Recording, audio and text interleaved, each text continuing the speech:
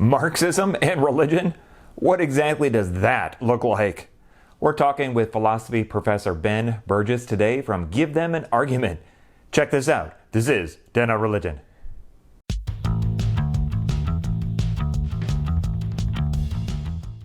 Hey peeps, it's Dr. B with TenOnReligion. If you like religion and philosophy content, one thing I really need you to do is to smash that sub button, because it really helps out the channel. New episodes are posted about every 2 weeks at noon US Pacific time, so drop me some views.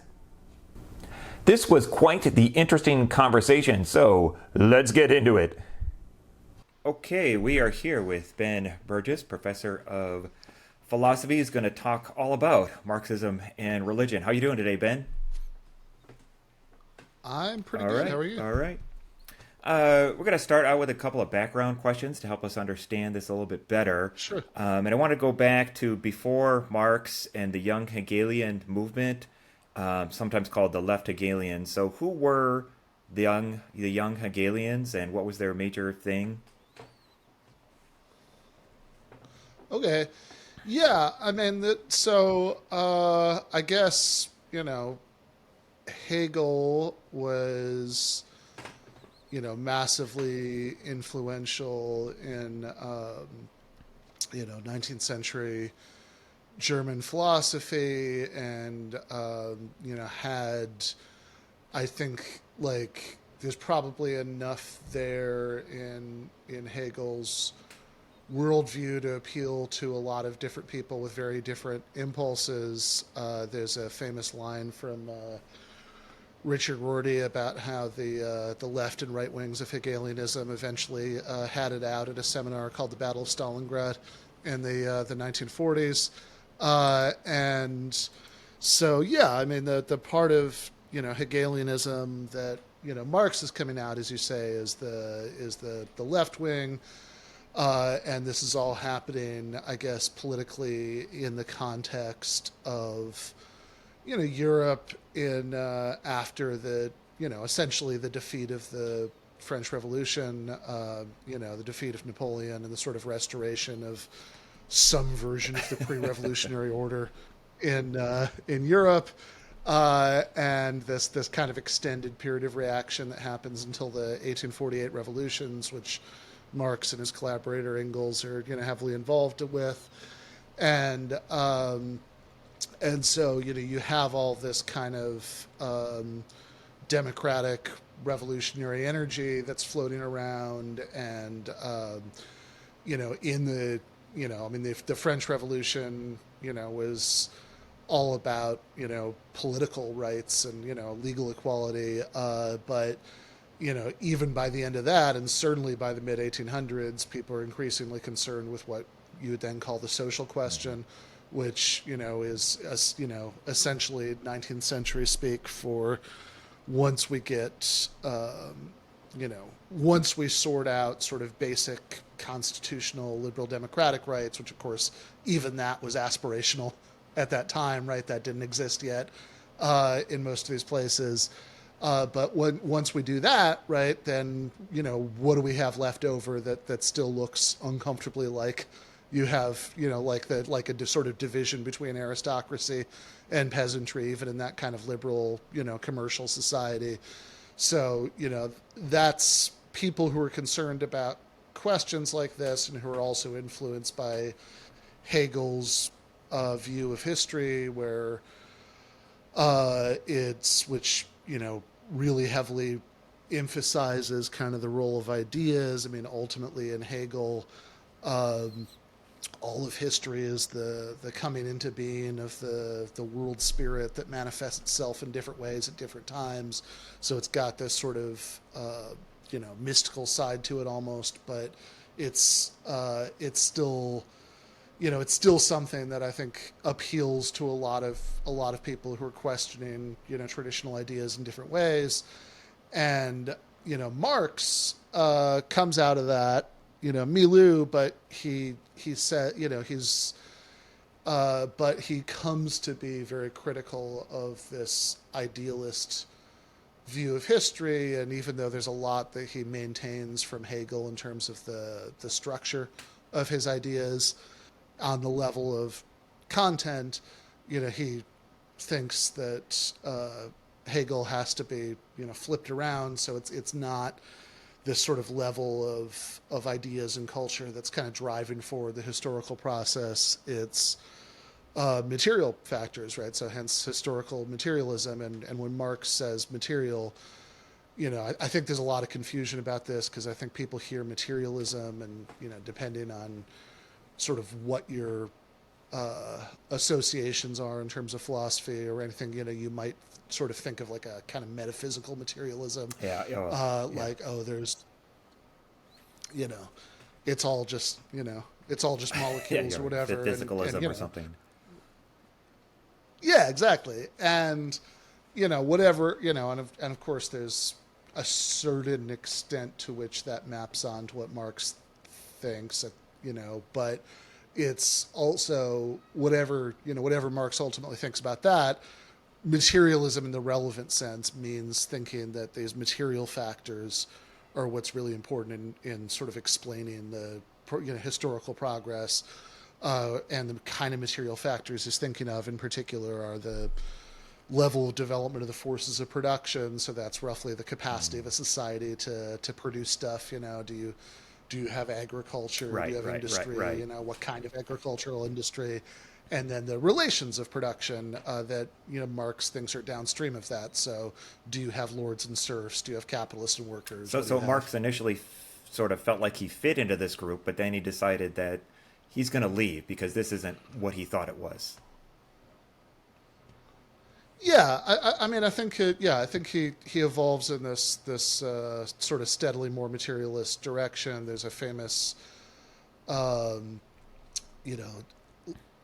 like I think it's like a preface for something he never really wrote in 1859, where he kind of does a little bit of intellectual autobiography here and sort of says that his study of the law in particular convinced him that it's not really what's going on at the level of ideas and culture that's in the driver's seat. It's really these material factors that are in the driver's seat. He says, social being determines social consciousness, not the other way around. And so that's when Marx really starts to become, what we would now think of as a Marxist. Yeah. So in this historical context, you have 19th century Europe.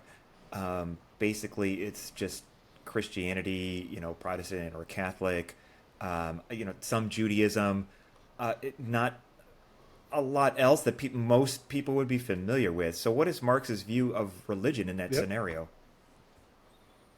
Yeah, I mean, Marx is a pretty adamant atheist from pretty early on. I mean, certainly it's, to the extent that it's relevant here, his own family background is that he came from a Jewish family that converted to Protestantism, because you sort of had to get, if you were going to sort of, strive to be upwardly mobile to the extent that was possible in that society at that time, right? Be a lawyer or something. That's what you had to do. But Marx himself definitely rejects religion from a very young age, and he comes to think that that religion, again, is part of this social consciousness that's determined by social being, right? So like Marx's masterpiece, much later than the era of his life we're talking about here is Capital, this book, Capital. And at the end of the first chapter of that book, he talks about how in kind of early societies that were, level of development of the forces of production is very, very low. It's sort of barely separated from nature at all. it makes sense that you get this kind of polytheism that, sort of shades off into nature worship, or, degrees of that, gods with the heads of animals and all that stuff. But then he says, like, Protestantism, he thinks, is sort of the fitting religious expression of an advanced capitalist society. But ultimately, his view is that, again, he's an atheist. He doesn't, he wouldn't approve of, like, the sort of, I think he would think that the sort of, like, religious, Richard Dawkins kind of approach of going around trying to convince people to be atheists was sort of missing the point, for reasons I'm sure we'll get into. But I think the underlying view of religion in some ways is not that different. And so, his hope is that, he thinks in a future society where you don't have all the suffering that's caused, by capitalism and was caused by feudalism and all of that stuff, that people wouldn't sort of seek out consolation in this religious view of reality. So for people who are religious, what did he think was the sort of the practical function of that? Yeah, so, I mean, most famously, when Marx is still very young, he writes in his introduction to a critique of Hegel's philosophy of right that, he has this widely quoted passage where he says that he calls, religion the opium of the people. But he says, if you read the whole quote, I mean, Marx is a very good writer. There's some sentiments there that, I think if you kind of read the whole thing, in a certain sense, are very, like, kind of sympathetic to why, religion is appealing. That that he says as a form of consolation for people who kind of lack it in any other way. Right? He calls it the heart of a heartless world. The sigh of the oppressed. But again, he ultimately thinks that it's that this is a kind of consolation that that people only need because they live in class society, right? So he says in that in that discussion in the introduction to the critique of Hegel's philosophy of right, he says that criticism seeks to pluck the flower from the chain, not so people will wear their chains without consolation, but so they can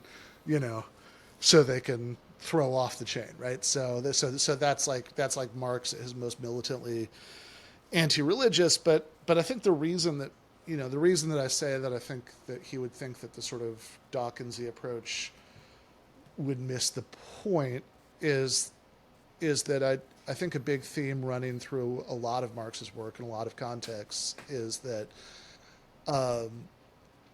he thinks that the job of science, philosophy, theory, whatever word you want to use, is to, close the gap between reality and perception, to sort of overcome illusions that,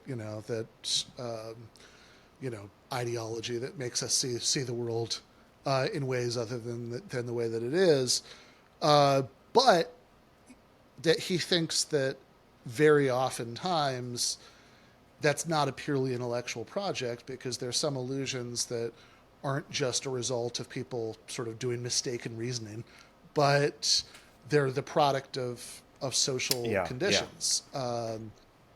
And I think he thinks this in a lot of different contexts. He talks. He talks about, in that discussion in Capitalist, he talks about commodity fetishism, which is where people attribute things that are actually social relations between people they sort of attribute to relations between things, between commodities. That if I'm if I'm a baker and you're a fisherman, and you exchange, I exchange some of my loaves for your fishes, then what's on the sort of surface, it's like, okay, well, this much bread is worth this much fish, and that's a relationship between the qualities of the commodities. but Marx says, look, what are we ultimately doing, right? It's a social arrangement between people. I'm going to spend such and such amount of time doing this task, and you're going to spend such and such amount of time doing that task, right? But that's but that misapprehension isn't just like we were thinking about it wrong. It's that the structure of commercial society kind of leads us to see things that way, right? This is why I think so there's this famous line from early Marx, where in the thesis on Feuerbach, where he says that philosophers have hitherto only interpreted the world. The point is to change it. And it's kind of stirring rhetoric, but I think most people don't get much out of that line except kind of, I don't know, changing the world is great. Yay, changing the world. Let's go do it. And but I mean that's a good point, because I mean my next question was I've talked about Feuerbach on my channel before. Essence of Christianity, Essence of Religion, or similar works. So I mean, how is this different from Feuerbach? What Marx is wanting to do? Yeah, so I think so. Feuerbach, my understanding, right? Certainly, I think how Marx understood what Feuerbach was up to, right? Is that this kind of Feuerbachian humanism sort of thinks that the essential thing is that we stop. We stop believing in religious ideologies. So we stop transferring what things that are about humans to this product of human imagination, which is God, and that once we do that, then things will be great. And Marx, I think, thinks, well, hold on though, right? It's why are people doing that? It's not, is this just sort of a weird mistake that people started to make at some point, and we just wake up one day and realize we're being silly, and we correct it, or is there something else going on here? And I think the way I would understand that line about philosophers having hitherto only sought to understand the world, but the point is to change it, which is very influenced by some of what 20th century Marxist philosopher I really like, J. Cohen, says about this, is that you think, okay, because there is something a little bit funny about that line. Like what is he actually saying? Because, changing the world is great, but why is that the job of philosophers in particular, right? It could be anybody, as opposed to any other. Yeah, right. Exactly. It could be anybody. Why not electrical engineers? I mean, isn't changing the world, after all, according to Marx, the task of the working class, most of which is not employed in philosophy departments? So it's kind of a strange line if you slow down and think about it a little bit. But I think what Marx is saying is that the purpose of philosophy, the mission statement of philosophy, is to pierce ideological illusions that make us see the world not as it is. But in this case, it's that task of philosophy can't really be achieved by philosophy, because it's not just, the source of the problem is not just people making mistakes in their reasoning, which philosophy per se could fix. The source of the problem is a social order that gives rise to these illusions. And so I think Marx thinks that, the way to do this is to create a different social order that won't cause the need for various kinds of illusions. And I think that's what he means when he says that, philosophers have merely done this, but the point is to change it. And, I think there's a lot of, I should say, I mean, I personally think there are reasons to be skeptical that it's about the sort of neatness of this picture, that, I think, even granting, the sort of basic worldview, that, like even if you agree with Marx's premise about religion and you agree with the socialist premises and all that stuff, you might still think, yeah, but come on, is that really the only reason? So let me ask you this, because there's something that I've never been entirely Yeah, clear on what sure. Marx was trying to say. What is it about material life that causes or creates religion? Is that clear in Marx's writings? Yeah, yeah. Well, this is kind of what Yeah. I was getting at. That like the thing that I think I mean, there's actually a lot of this that I agree with, but the thing where I get off the bus a little bit is that if you read these sort of early Marx writings about religion, which there aren't a lot of them. We've kind of talked about most of what he says directly about it. There's also a essay with the unfortunate title on the Jewish question, which is to 21st century ears, that sounds really bad, but I think he's making a lot of the same points in Yeah. different It ways. has to be taken in a historical context, There, but yeah. yeah, totally. I mean, I think that in fact, in that pamphlet, he's in the first part. Taking us back to your first question about Yeah. the Young Hegelians.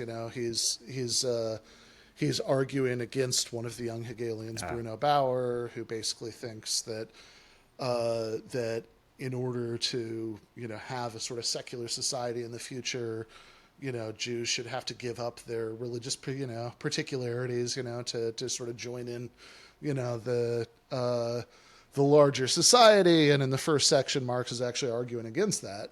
He thinks that in fact, he's arguing against that on like roughly classical liberal grounds. He says, well, look, if we're just talking about sort of bourgeois democratic rights, then he quotes like the Declaration of the Rights of Man and documents from the American Revolution, all this stuff. Says, look, you don't actually have to do that.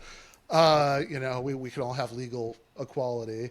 But then if you're talking about sort of overcoming religion or the need for religion, then that's not a question of sort of forcing somebody to give up their beliefs or whatever. That's a question of changing the conditions that he thinks give rise to that need.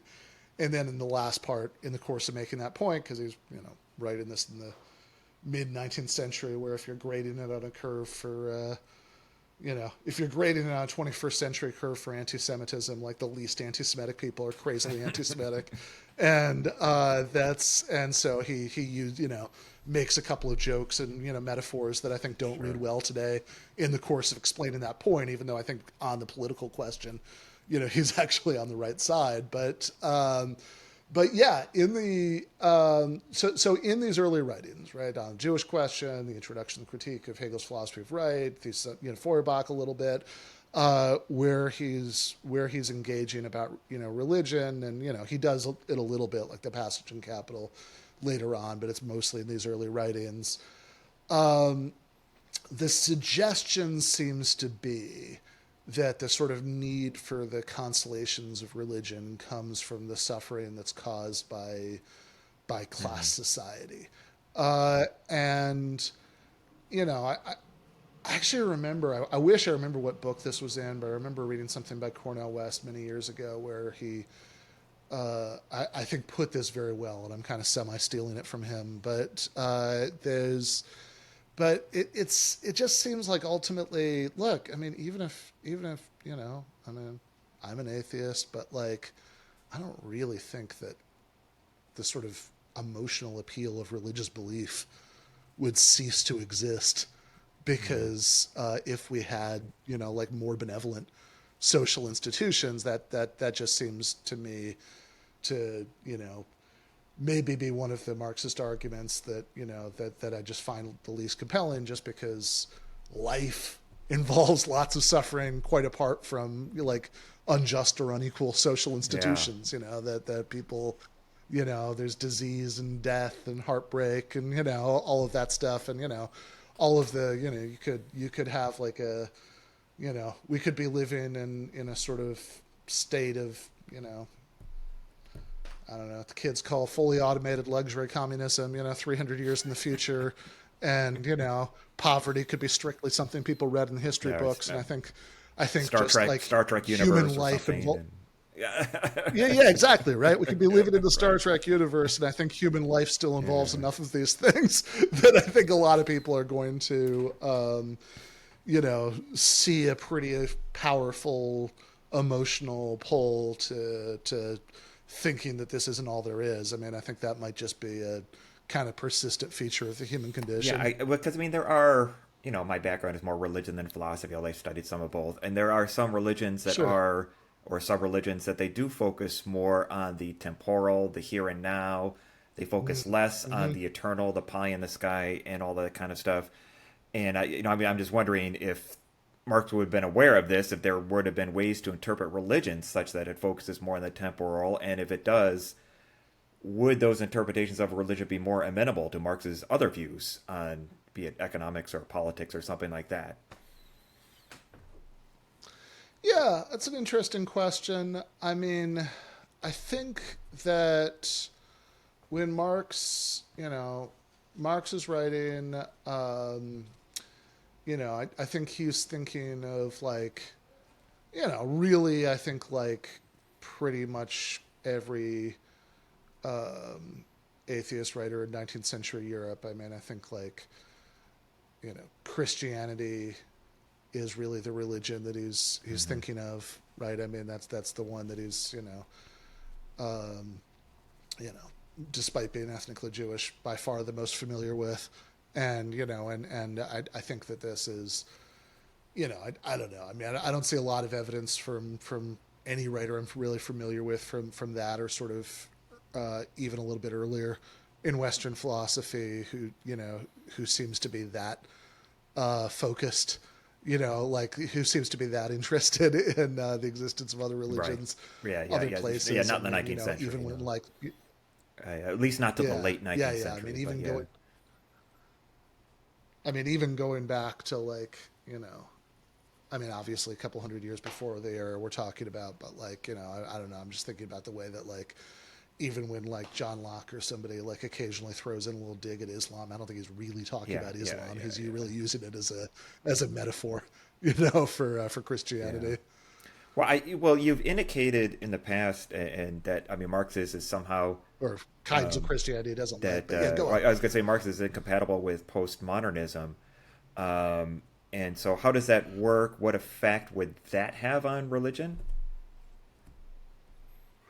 Sure. So the reason I think Marx is incompatible with postmodernism, and I want to tread Okay, softly here fair enough. because the re, the reason I want to tread softly is I just don't want to like, embarrass myself by mischaracterizing anybody's views, because there's like one of these things I know much more about than I do the other one, and I want to be like very upfront about that, right? Okay. Like I actually did you know discussion. It might even have been what inspired the question, right, on my YouTube channel, like I don't remember exactly, a couple of years ago, on this topic, with somebody who had a more sympathetic read toward postmodernism than I do.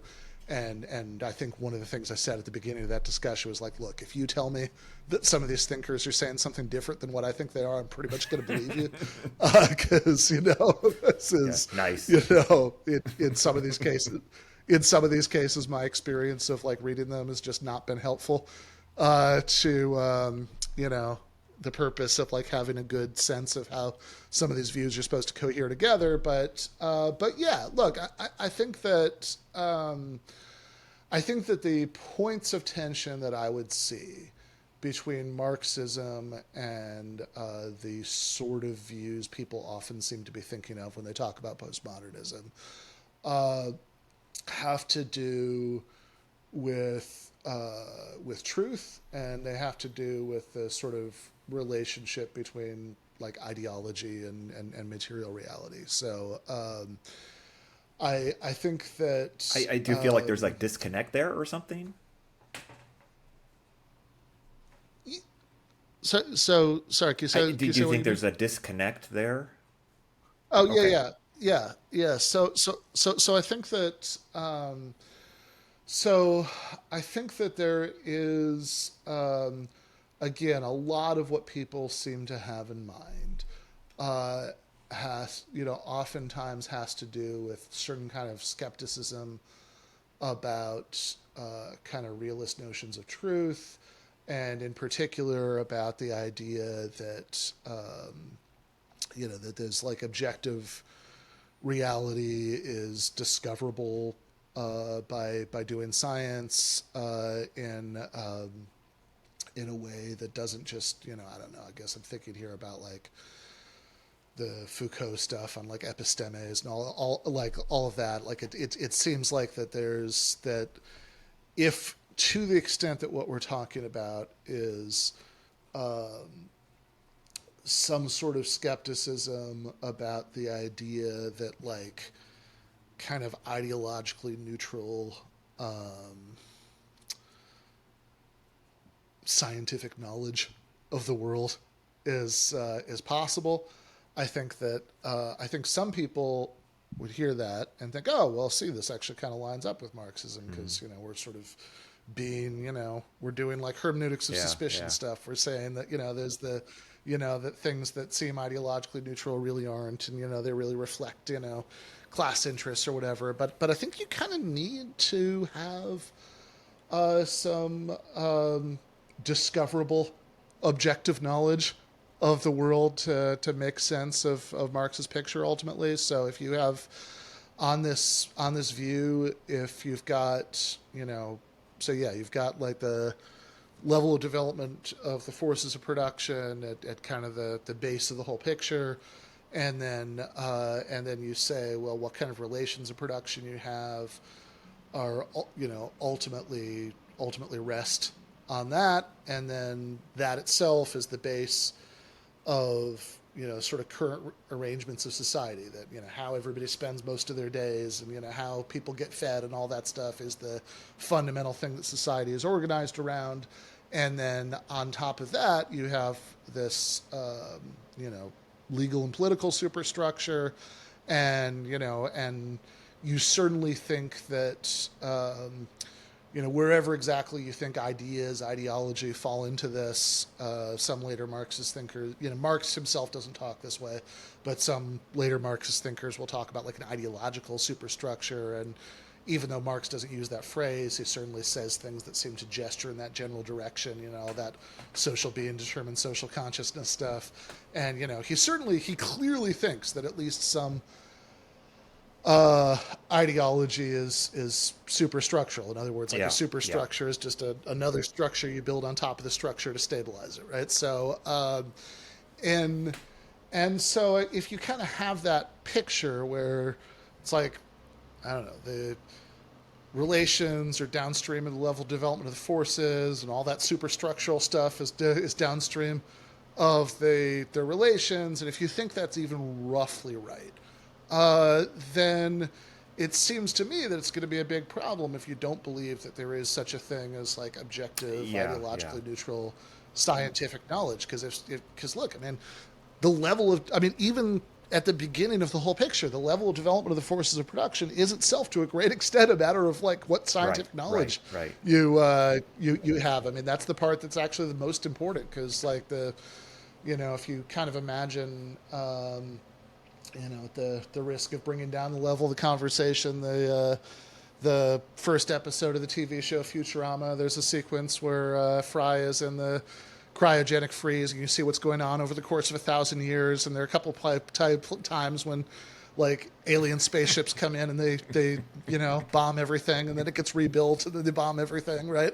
Then it's like, if you've still got the knowledge, right, you could do the rebuilding. That's the most important part of the development of the forces of production. And so if you say no, science is actually ideological, there is no sort of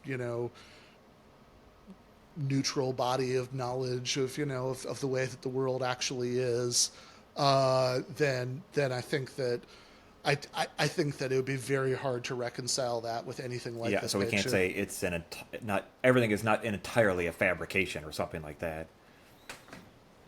Yeah. So let me just get to my last question here. So Sure. In what ways can Marx's view and or critique of religion still apply today?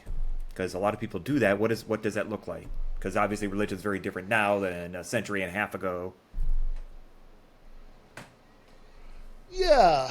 I I used to say mean, not, our understanding of religion is different than it was a century and a half ago. So. no, sure, sure. I mean, yeah. I mean, it's definitely very different in a lot of ways.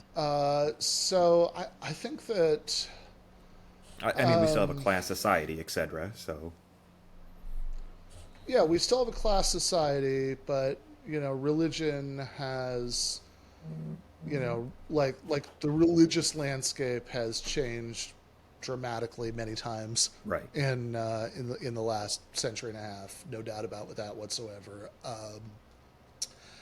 And in some ways, it's less of a social force than it was in our society. Still just as much as ever in some. Yeah. Right? That is where you are in the world, right? Yeah, yeah. But yeah, I mean that there is. I mean, I would wonder if you know, pick up Marx in the DeLorean and take him to 2024 and kind of give him time to get himself settled and get a lay of the land.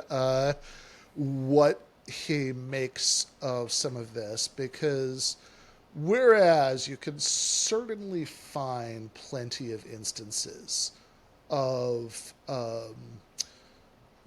religious belief being used as being used to ideologically justify various kinds of status quos that he wouldn't like, right? I mean, that certainly hasn't ceased to exist in the last Yeah, the last that would be century a and a no. half. Yeah. You can I think find a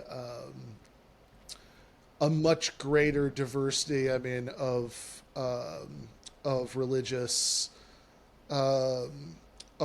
belief than say late 19th century England, which is when Marx died and where Marx died, and a more interesting array now. So I think that I don't know if he ultimately, if that changes, if that changes his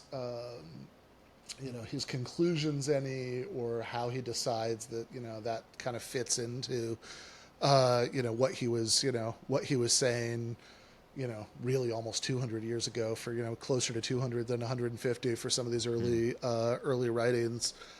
But I think that, I mean, I also think that even late Marx, whereas I mean, he was certainly as much of an atheist as he ever was, but I think even some of what you see him writing about the First International, I mean, like he's sort of very. I do think he's aware that it would be like a little silly to apply a metaphysical litmus test to people who might agree with you on things that are more pressing, in the here and now.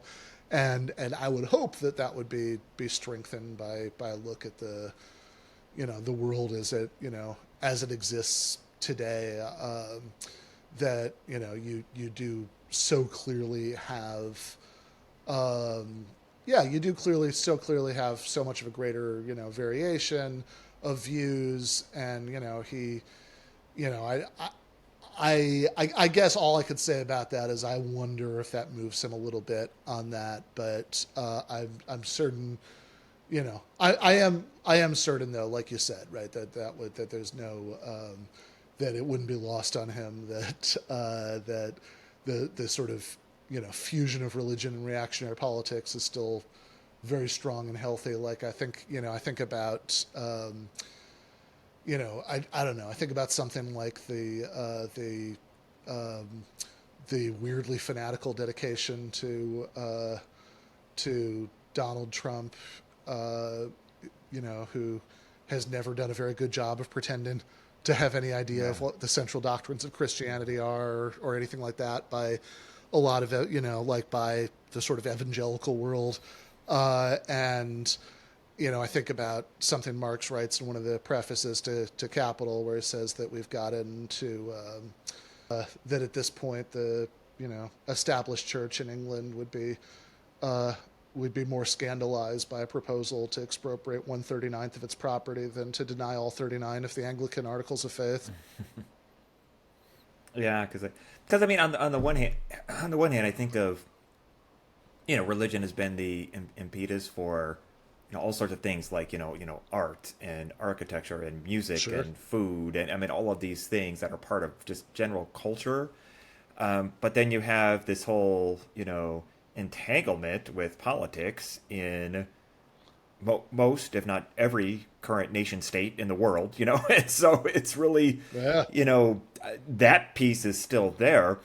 And so you have that on the one end, but I'm still thinking in the middle, the economic question, where if and the whole class struggle thing, where if we have something that is more egalitarian, what effect would that have on religion, if any? It's and I mean I still wonder about that.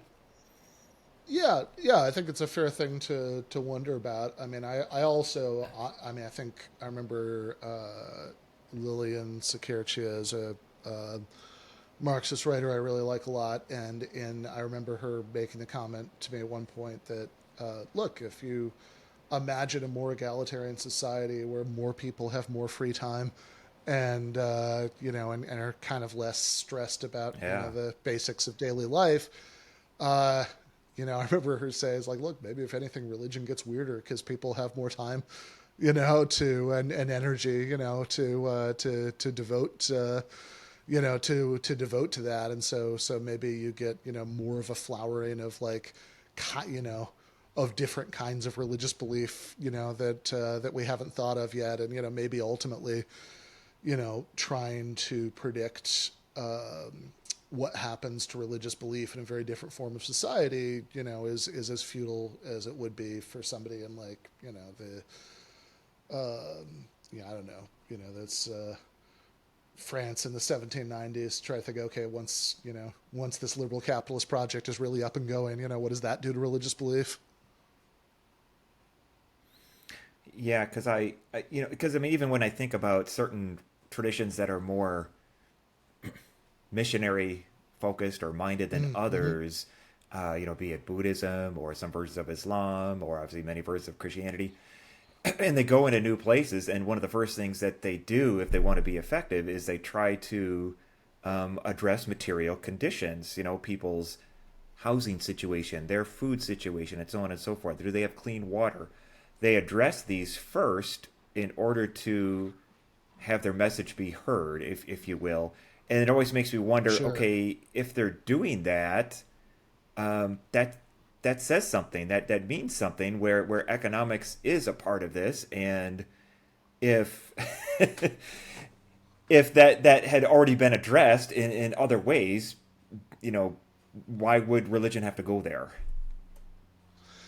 Yeah, right. So that would that seems like a fairly concrete example of ways in which changing the economic foundations of society would, plausibly change at least what a lot of religious activity looks like, right? If you don't, like in a society that doesn't need soup kitchens, then I think like at least the sort of nuts and bolts of what a lot of religious activity looks like changes. Doesn't mean that it like withers away or ceases to exist, but it does maybe take forms that'd be hard to predict right now. Yeah, it's like, well, I mean, you look at like like a liberation theology movement, be it in Africa or Asia or South America, and let's it's largely a Christian movement, but the idea is to address the poor and the marginalized, and that's the only thing that we should be doing. It's, I mean, I'm just like, wow, that's just I mean, it's an interesting interpretation of Christianity that some people reject, but other people like, well, that's what it should be. And so that's almost like a semi-Marxist interpretation of Christianity without it ever being named that way, So Right. Yep. It's interesting. But Anyways, this has been a great talk, and glad that you've been able to be with us. I will put links down below for Give Them an Argument podcast. Thanks so much for you coming to chat with us, Ben. Thanks, All Mark. right. So what do you think about our convo? Leave a comment below and let me know what you think. Until next time, stay curious. If you enjoyed this, support the channel in the link below. Please like and share this video and subscribe to this channel. This is TenOnReligion.